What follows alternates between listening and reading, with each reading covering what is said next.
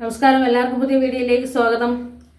ലാലേട്ടൻ്റെ ഈ വർഷത്തെ തിരിച്ചുവരവ് ഒരു വല്ലാത്ത തിരിച്ചുവരവ് തന്നെയായിരുന്നു. കാര്യം എമ്പുരാൻ തിയേറ്ററിലേക്ക് എത്തി 100 കോടിയിലധികം കളക്ട് ചെയ്തു പോയി. അടുത്തത് തുടരുമെന്ന ചിത്രം തിയേറ്ററുകളിലേക്ക് എത്തി 100 കോടി കവിയുമെന്ന കാര്യത്തിന് ഒരു സംശയവും വേണ്ട. എമ്പുരാൻ തിയേറ്ററിലേക്ക് എത്തുന്ന സമയത്ത് തുടരുമെന്ന ചിത്രത്തിന്റെ റിലീസ് കൃത്യമായ രീതിയിൽ റിപ്പോർട്ട് ചെയ്യാൻ കഴിയാതെ ചെറിയ ബുദ്ധിമുട്ടുകളൊക്കെ ഉണ്ടായിരുന്ന സമയമായിരുന്നു. അത് കഴിഞ്ഞിട്ട് എമ്പുരാൻ തിയേറ്ററിലേക്ക് ഒന്ന് ഫാസ്റ്റ് ഫില്ലിംഗ് ആയിരുന്നു ചിത്രം. കുറച്ച് വിവാദങ്ങൾ ചിത്രത്തിന് നേരിട്ടെങ്കിലും ലാലേട്ടൻ്റെ അഭിനയത്തിനോട് മോശമായ യാതൊരുവിധ ഇതും വന്നില്ല. ചിത്രം തിയേറ്ററിൽ എത്തി ഗംഭീരമായ രീതിയിൽ ചിത്രം വിജയിച്ചു. അപ്പോൾ അത് കഴിഞ്ഞ് വരുന്ന ചിത്രം തുടരുമായിരുന്നു. കാരണം മാർച്ചിൽ ഒരു ചിത്രം ഇറങ്ങുന്നു, അടുത്ത ഏപ്രിൽ ആ ചിത്രം ഇറങ്ങി 1 മാസം ആവുന്നതിന് തന്നെ ഏപ്രിൽ അടുത്ത ചിത്രം ഇറങ്ങുന്നു. അങ്ങനെ ഇറങ്ങുന്നു. തുടരും ചിത്രമാണ്. സാധാരണ ഒരു ഫാമിലി ഡ്രാമയാണ്. വർഷങ്ങൾക്ക് ശേഷം ലാലേട്ടൻ ശോഭന കോമ്പിനേഷൻ കാണാൻ കഴിയുമെന്ന് പറഞ്ഞാണ് നമ്മൾ തിയേറ്ററിലേക്ക് എത്തിയ എല്ലാവരെയും ഞെട്ടിക്കാവുന്നതിൻ്റെ പരമാവധി ഞെട്ടിച്ചു. ചിത്രം വിജയിച്ചു. ഇപ്പോഴാ ഇത് പറഞ്ഞ തരൺമൂർത്തി പറഞ്ഞ പോലെ ലാലേട്ടൻ്റെ ഒരു സ്ലീപ്പർ സെൽസ് ഓഡിയൻസ്, ഉറങ്ങിക്കിടന്നവരെല്ലാം തന്നെ ഉണർന്ന് ലാലേട്ടനെ കാണാൻ വന്നു.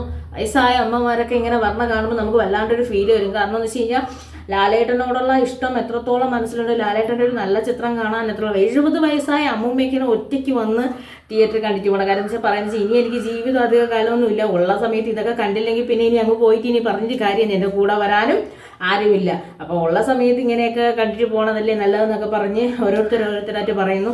വേറെ ആൾ ഇറങ്ങി വരുന്നു, ഭയങ്കര ഇഷ്ടമാണ്, ഇനി ഒരിക്കൽ കൂടി ഈ സിനിമ കാണണം, ഇങ്ങനെ ഇറങ്ങി ഈ ലാലേട്ടൻ നല്ലൊരു ചിത്രം ഇറങ്ങി എന്ന് പറഞ്ഞപ്പോൾ അത് കാണാതെ ഇരിക്കാൻ കഴിയുന്നില്ല എന്നുള്ളത്. അങ്ങനെ തുടരും. അതിൻ്റെ ലാലേട്ടൻ്റെ അഭിനയിച്ചിട്ടുള്ള ജയത്രയാത്ര വലിയ രീതിയിലാണ് അത് തുടരും ഇങ്ങനെ തുടങ്ങി വെച്ചതെന്ന് വെച്ച് കഴിഞ്ഞാൽ ഈ സ്ലീപ്പർ സെൽസ് ഓഡിയൻസിനെ ഉണർത്തി വിടാൻ തന്നെയാണ് തരുൺമൂർത്തി ശ്രമിച്ചത്. ആ കാര്യത്തിൽ വിജയിച്ചു.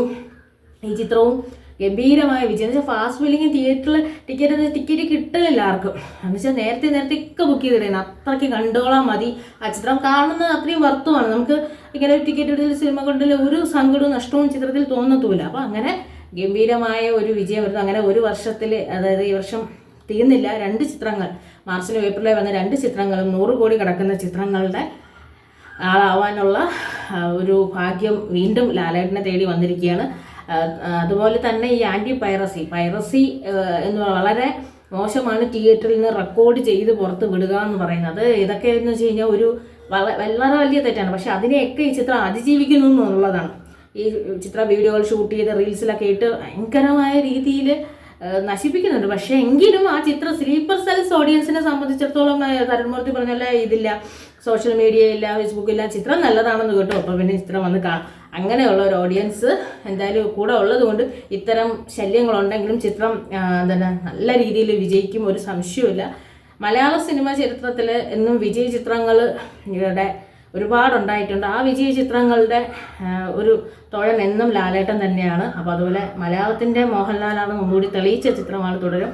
അതിങ്ങനെ ഇനി മുന്നോട്ട് പൊയ്ക്കൊണ്ടേയിരിക്കട്ടെ.